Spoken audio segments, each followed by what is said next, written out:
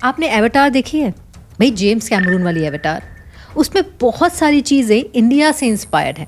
अगर आपने देखी है तो आप इस वीडियो से रेजोनेट करेंगे, लेकिन अगर आपने नहीं देखी तो आज के वीडियो में मैं आपको बताऊंगी कि जेम्स कैमरून ने कौन कौन सी चीज़ें इंडियन माइथोलॉजी से उठाई हैं या फिर इंडिया से इंस्पायर की हैं। और एवाटार की तीसरी सीरीज रिलीज भी हो गई है। यूएस में तो हाउसफुल जा रही है, मुझे बहुत मुश्किल से टिकट्स मिली और बहुत लंबी मूवी भी है, तो उसका रिव्यू भी करेंगे आज के वीडियो में। दोनों बातें होंगी, so let's start. Hello beautiful people, welcome back to my channel. मैं हूं नमिता आपके साथ। तो सबसे पहले वो चीज़ जो मुझे ऐसा लगता है कि इंडिया से बहुत ज़्यादा इंस्पायर्ड है, सबसे पहला तो नाम ही है। बोलने को एवाटार है लेकिन अवतार है वो। अवतार का मतलब जो आप ओरिजिनल फॉर्म में नहीं हो लेकिन उसके कुछ रूप लेके धरती में जन्म लिया है। जैसे हमने सुना है कि विष्णु भगवान के अवतार थे राम जी, कृष्ण जी। ऐसा ही कुछ कॉन्सेप्ट जेम्स कैमरून ने अपनी मूवी में डाला है कि ह्यूमन बींग्स जाते हैं एक अलग प्लैनेट में जिसका नाम है पेंडोरा। वहाँ के लोग अलग दिखते हैं, तो एज ए ह्यूमन बींग वो नहीं जाते, उसके एवटार बन के जाते हैं, यानी कि उसका अवतार बन के जाते हैं। सोल तो ह्यूमन की होती है लेकिन बॉडी वहाँ के लोगों की होती है। तो कुछ कॉन्सेप्ट ये इंडिया का उठाया है जेम्स कैमरून ने। और इस मूवी का जो हीरो है जेक सली, उसका पूरा लुक भगवान शिव से इंस्पायर्ड है।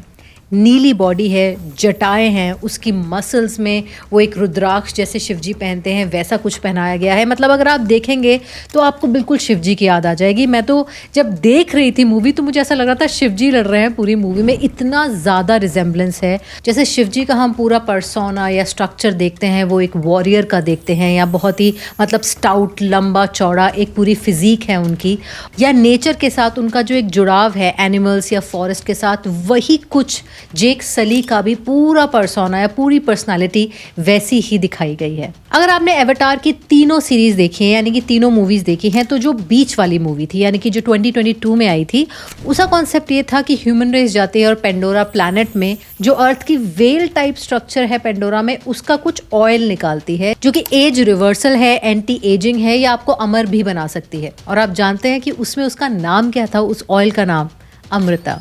जी हाँ, अमृत, जिसको पी के आप अमर हो जाते हैं। तो इतनी बड़ी रिजेम्बलेंस है नाम की भी और कॉन्सेप्ट की भी from the Indian mythology and from the Indian culture itself. तो अगर अभी तक आपने एवाटार नहीं देखी है तो इस इंडियन कनेक्शन को देखने और समझने के लिए एवाटार ज़रूर देखिए।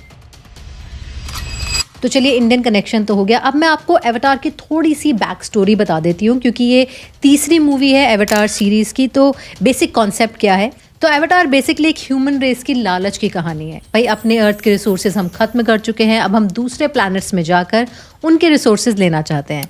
तो एक प्लैनेट है जिसका नाम है पेंडोरा, वहाँ पर ह्यूमन रेस जाती है और वहाँ पर उनको एक मिनरल चाहिए। उसका नाम थोड़ा सा डिफिकल्ट है, मैं देखकर बताती हूँ। उसका नाम है यूनोबेटेनियम। यूनोबेटेनियम आप समझ लीजिए जैसे कि यहाँ पर रेयर अर्थ मिनरल्स हैं जो ईवी में यूज़ होते हैं या जो स्पेस प्रोग्राम में यूज़ होते हैं, मैग्नेट्स। वो चाहिए ह्यूमन रेस को, क्योंकि यहाँ पर तो हम सब कुछ फिनिश कर चुके हैं, सारे रिसोर्सेज हम खत्म कर चुके हैं। तो पेंडोरा में एक बहुत खूबसूरत सा पेड़ है जिसके नीचे ये rare earth mineral, rare earth तो नहीं कहेंगे, रेयर पेंडोरा मिनरल है, जिसको वो चाहते हैं, यानी कि ह्यूमंस चाहते हैं कि उस पेड़ को हटा दिया जाए जो उस एक्चुअली पेंडोरा प्लैनेट की लाइफ है, उसको हटा दिया जाए और उसके नीचे से वो मिनरल्स माइन करके निकाले जाएं। ये काम दिया जाता है जेक सली को, जो कि एक एवाटार का रूप लेके जाता है। यानी कि वहाँ के जो लोग हैं वो लंबे चौड़े हैं, नीले दिखते हैं, उनका बेसिक स्ट्रक्चर तो ह्यूमंस का ही है लेकिन काफ़ी अलग दिखते हैं हमसे।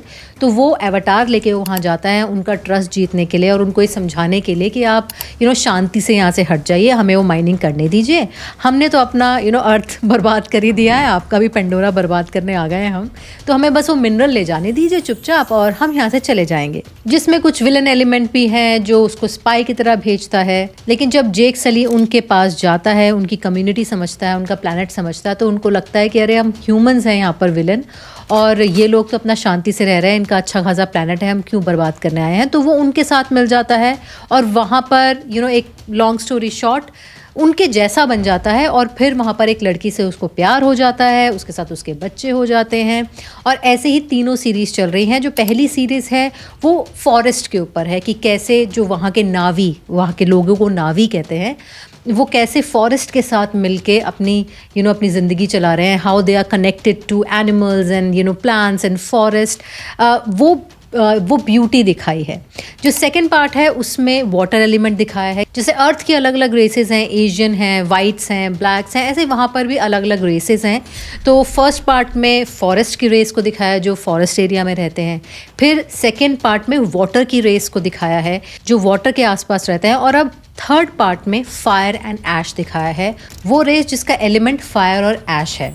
तो जैसे कि मैंने आपको पहले बताया कि इन तीनों पार्ट्स में जो विलन हैं वो ह्यूमंस हैं, लेकिन थर्ड पार्ट में जो फायर और ऐश का रेस है वो भी एज अ विलन ही दिखाया गया है, जो ह्यूमंस के साथ मिलकर लड़ाई कर रही हैं अपने ही प्लैनेट के लोगों के साथ। तो ये मोटी मोटी कहानी है इन तीनों पार्ट्स की। अगर आपको समझ में आ गया है तो अब मैं पॉजिटिव और नेगेटिव की तरफ चलती हूँ। पॉजिटिव इस मूवी का वही है जो स्टेपल पॉजिटिव एवाटार का रहा ही है, जैसे सिग्नेचर जिसे कहते हैं।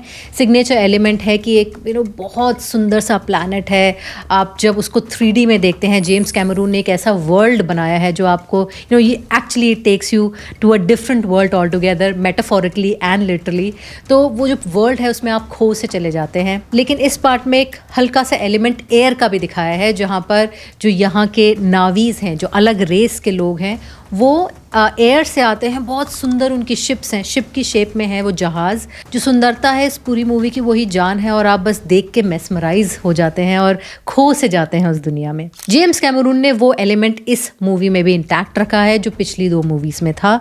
और आपको ये जान के हैरानी होगी कि इस वर्ल्ड में जाने के लिए लोग इतने बेकरार हैं कि अमेरिका के फ्लोरिडा स्टेट में यहाँ पे बहुत सारे थीम पार्क हैं। तो यहाँ का जो हॉलीवुड स्टूडियो है उसने एक एवाटार का थीम पार्क ही बना दिया है, और मैं रिसेंटली वहाँ पर गई थी। तो वहाँ पर ऐसी ऐसी राइड्स हैं जहाँ पर आप जाएंगे तो बिल्कुल आपको उस एवाटार दुनिया का फील दिया जाएगा। पूरी तरह तो नहीं, लेकिन कुछ हद तक आप उस दुनिया में पहुँच जाते हैं।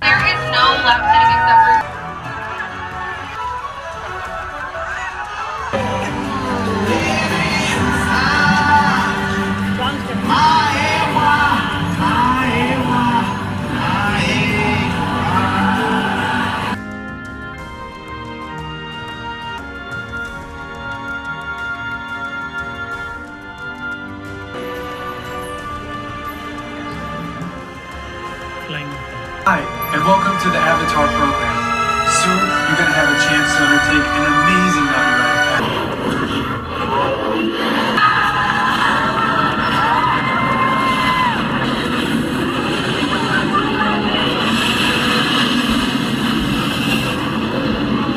दूसरी चीज़ जो मुझे अच्छी लगी, जो इसकी मैसेजिंग है वो बहुत अच्छी है कि हम लोग अपने प्लैनेट को तो बर्बाद कर ही चुके हैं, अब हम दूसरे प्लैनेट में जाकर वहाँ पर भी सेम मिस्टेक्स कर रहे हैं।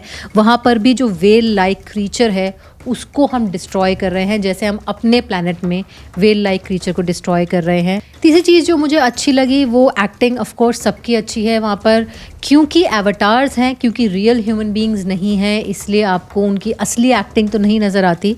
लेकिन फिर भी जो एक फील दिया गया है उस पूरी दुनिया का, उसके साथ वो बड़ी अच्छी ब्लेंड होती है। वो सबकी एक्टिंग बड़ी अच्छी ब्लेंड होती है, क्योंकि उस CGI के पीछे तो सारे एक्टर्स ही हैं, रियल एक्टर्स हैं, तो उन सबकी एक्टिंग बहुत अच्छी है, आपको बांध के रखेगी थ्रू आउट द मूवी।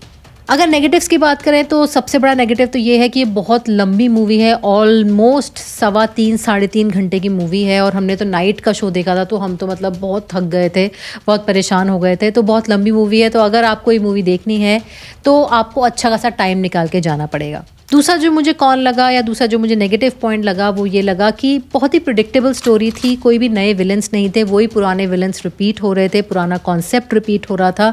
तो अगर आपने पुरानी मूवी देखी है 2022 की, तो आपको ज़्यादा कुछ डिफरेंस नहीं लगेगा, आपको ज़्यादा रिकैप लेने की ज़रूरत नहीं पड़ेगी, आपको देखकर स्टोरी याद आ जाएगी। तो मेरा ओवरऑल वर्डिक्ट या ओवरऑल रिव्यू तो यही है कि ये एक अच्छी मूवी है, आपको डिफरेंट दुनिया में ले जाती है, वही फील देती है जो पिछली 2 एवाटार ने दी है। The only drawback, the only con is कि कुछ नया नहीं है, आप जो एक्सपेक्ट करके जाएंगे आपको वही मिलेगा, कुछ ऐसा वाला फैक्टर नहीं मिलेगा वाओ कितना अच्छा, ये कितनी डिफरेंट चीज़ दिखा दी है इस बार जेम्स कैमरून ने। 3D इफेक्ट मैं कहूँगी टेक्नोलॉजी वाइज थोड़ा बेटर हो सकता है, लेकिन कोई सब्सटैंशियल डिफरेंस नहीं है। तो अगर आपको फिर से वही फील लेना है तो एक अच्छी पिक्चर है, थोड़ी लंबी है, टाइम निकाल के जाइए, लेकिन आपको कोई भी एक डिफरेंट चीज़ नहीं मिलेगी देखने को, technology wise and story wise भी।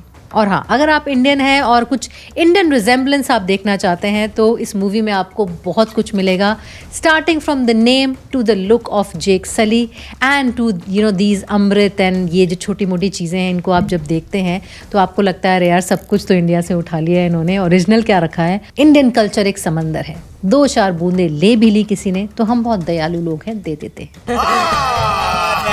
झूठ बोल रहा है। और हाँ, जाते जाते एक बोनस इन्फॉर्मेशन, अभी 3 मूवीज आ चुकी हैं एवेटार की। पहली आई थी 2009 में, 13 साल बाद यानी कि 2022 में इसकी दूसरी सीरीज आई, 2025 में आई तीसरी सीरीज, अब इसका नेक्स्ट चैप्टर आ रहा है 2029 में और फिर फाइनल चैप्टर होगा 2031 में। तो एवेटार की 5 मूवी की सीरीज है, 2031 में फिनाले हो जाएगा। देखते हैं कि फाइनली इसका रिजल्ट निकलने क्या वाला है, या जेम्स कैमरून इस पूरी पेंडोरा और ह्यूमन रेस की जो फाइट चल रही है इसको कैसे एंड करेंगे। Well, that's the end of my video. Hope आपको ये रिव्यू पसंद आया है। अगर पसंद आया है तो प्लीज़ सरप्राइज माय चैनल। जी हाँ, नए सब्सक्राइबर्स को देखकर मैं और मेरा चैनल दोनों सरप्राइज हो जाते हैं।